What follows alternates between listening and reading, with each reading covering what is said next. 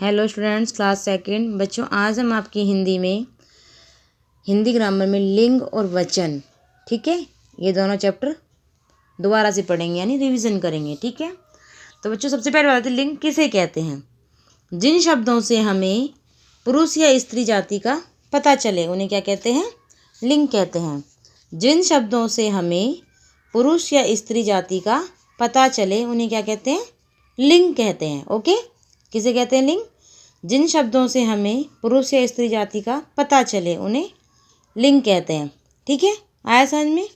इसके बाद है आपका कि लिंग जैसे ऐसे आएंगे आपके एग्जाम में। कैसे आएगा? मैंने दे दिया आपको माली, अब आपको क्या लिखना है? मालिन। मैंने दे दिया मुर्गा, आपको क्या लिखना है? मुर्गी। ठीक है, दादाजी, तो आपको लिखना है दादी जी। मान लो मैंने दे दिया धोबिन, तो आपको क्या लिखना है? उसका लिंग लिखना है, यानी क्या लिखना है आपको? धोबी लिखना है। अगर मैंने धोबी दिया तो धोबिन लिखना है, अगर धोबिन दे दिया तो धोबी लिखना है। ठीक है बच्चों, आया समझ में कैसे लिखना है?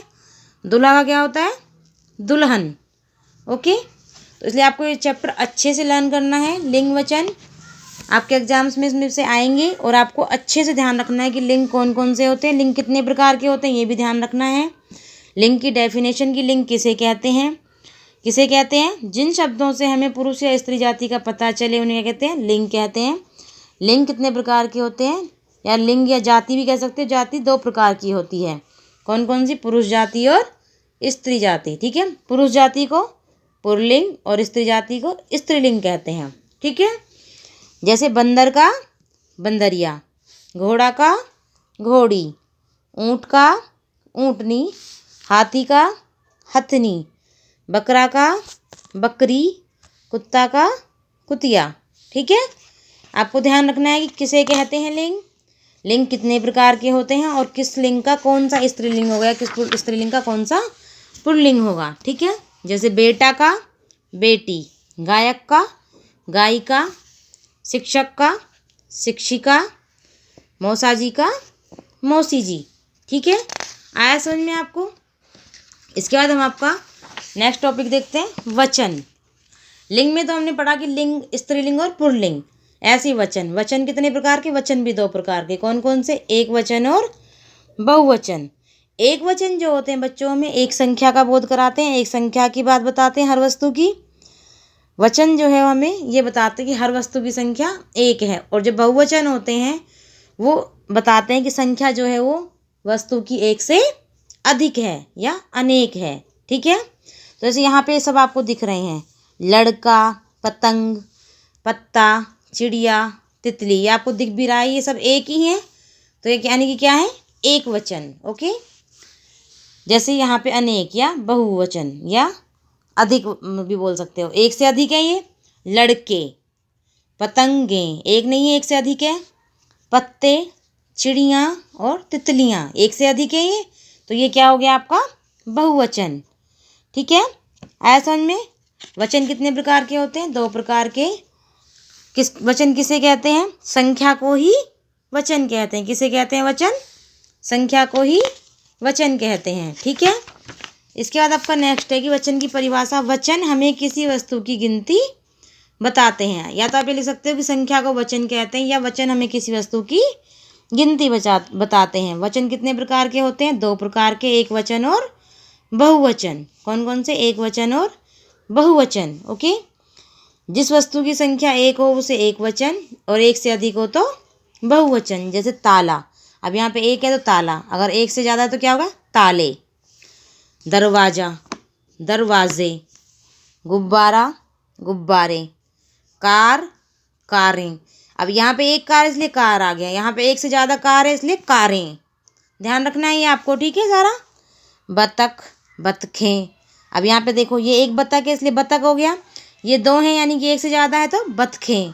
यहाँ पे दो भी हो सकती हैं, चार भी हो सकती हैं। ओके, किताब, किताबें। आया समझ में? जैसे माला, अब यहाँ पे सिंगल एक माला है इसलिए माला हो गया, अब यहाँ पे एक से ज़्यादा है इसलिए मालाएं। ऐसी गाय का देखो, एक गाय है तो गाय, एक से ज़्यादा है तो गायें। गुड़िया, गुड़ियाँ, ये एक है तो गुड़िया और एक से ज़्यादा है तो गुड़ियाँ। गुड़िया में जो है बच्चों ये ध्यान रखना, गुड़िया, चिड़िया, इनमें क्या होता है? गुड़िया में चिड़िया में, इनमें क्या होता है, या के ऊपर चंद्र बिंदु लग जाता है तो बहुवचन बन जाता है। ठीक है, ये चीज़ आपको ध्यान रखनी है, कोई मात्रा नहीं लगती। जैसे मालाएं में ए की मात्रा लग जाती है, चंद्र बिंदु लग जाता है। गाय में आई की मात्रा लग जाती है, बिंदु लग जाता है पीछे। लेकिन गुड़िया, चिड़िया, इनमें कोई मात्रा नहीं लगती, इनमें सिर्फ चंद्र बिंदु लगता है ऊपर। ओके बच्चों। मुर्गी, मुर्गियाँ, इनमें क्या होता है, जिनमें पीछे ई होती है उनमें बड़ी की मात्रा को छोटी की मात्रा में बदल देते हैं और यहाँ लग जाता है। ठीक है। कुर्सी, कुर्सियाँ, देखो मैंने बताया वही है यहाँ पे भी। खिड़की, खिड़कियाँ, अब ये देखो यहाँ पे बड़ी की मात्रा है तो बड़ी की मात्रा को हमने यहाँ पे छोटी की मात्रा बना दिया और यहाँ पीछे लग गया तो ये क्या बन गया, बहुवचन बन गया। ठीक है, आपको ध्यान रखना है। आया समझ में।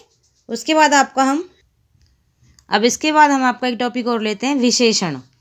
तो बच्चों चाहे आपका संज्ञा, सर्वनाम, विशेषण, क्रिया, किसी भी चैप्टर में से क्वेश्चन आ सकता है। ओके, तो आपको हर एक चैप्टर में, जैसे क्रिया की डेफिनेशन की, क्रिया की परिभाषा, क्रिया किसे कहते हैं, उसे कितने भेद हैं, या मैं ऐसे दे सकती हूँ कि निम्न में से क्रिया छांटो, क्रिया शब्द छांटो, या संज्ञा शब्द छांटो। ठीक है, या संज्ञा किसे कहते हैं, संज्ञा कितने प्रकार की होती है। तो आपको इसलिए हर एक चैप्टर में से ध्यान रखना है। तो जैसे विशेषण का हम देखते हैं, तो सबसे पहले बात, विशेषण किसे कहते हैं, जो शब्द किसी नाम यानी संज्ञा या सर्वनाम की विशेषता बताए, वो क्या कहलाते हैं, विशेषण कहलाते हैं। ठीक है, सॉरी, जो शब्द किसी संज्ञा या सर्वनाम की विशेषता बताए वो विशेषण कहलाते हैं, उन्हें विशेषण कहते हैं। जैसे 10 उंगलियां, अब ये उंगलियों की विशेषता है, आप देखो कि 10 हैं वो। ठीक है, ये उंगलियों की ही विशेषता है कि वो 10 है। लाखों तारे, अभी तारों की विशेषता है, तारे कितने हैं, लाखों। अनेक पेड़, कुछ पैसे, चालाक लोमड़ी, भोला गधा, अभी गधे की विशेषता है कि वो कैसा है, भोला है। और गधा शब्द क्या है, संज्ञा। रंगीन तितली है, ठंडी आइसक्रीम, रंगीन तितली, ठंडी आइसक्रीम। तितली की विशेषता कैसी है, वो कैसी है, रंगीन है। आइसक्रीम की विशेषता क्या है कि वो ठंडी है। तो ये आइसक्रीम शब्द क्या है, संज्ञा, और ठंडी क्या है, विशेषण। ठीक है, तो आपको मतलब हर एक चैप्टर में क्रिया किस, जैसे आपका आ गया क्रिया किसे कहते हैं, या निम्नलिखित वाक्यों में से क्रिया शब्द छांटिए, या निम्न वाक्यों में से सर्वनाम शब्द छांटिए।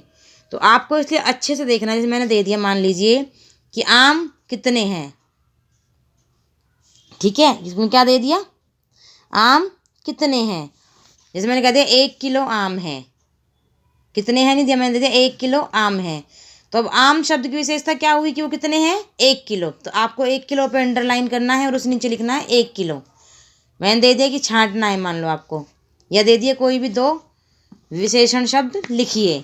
ठीक है, इसलिए आपको हर एक चैप्टर में से अच्छे से देखना है कि किसे कहते हैं, कितने, अगर किसी में प्रकार हैं, जैसे संज्ञा में प्रकार हैं तो प्रकार कितने हैं, और संज्ञा जैसे मैंने दे दिया कि निम्न शब्दों में से संज्ञा छांटिए।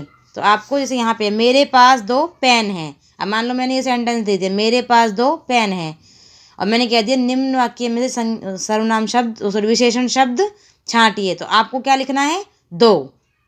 ठीक है, पेन की विशेषता क्या है, वो 2। लड़का लंबा है, तो लड़के की विशेषता क्या है, वो कैसा है, लंबा। तो आपको क्या लिखना है विशेषण में, लंबा, अलग से छांट के लिखना है। ठीक है, इसलिए आपको अच्छे से चैप्टर रीड करना है। ठीक है, और उसके बाद क्रिया और संज्ञा, सर्वनाम, ये सब भी अच्छे से करने हैं। ठीक है बच्चों, आया समझ में। आज के लिए इतना ही। थैंक यू बच्चों।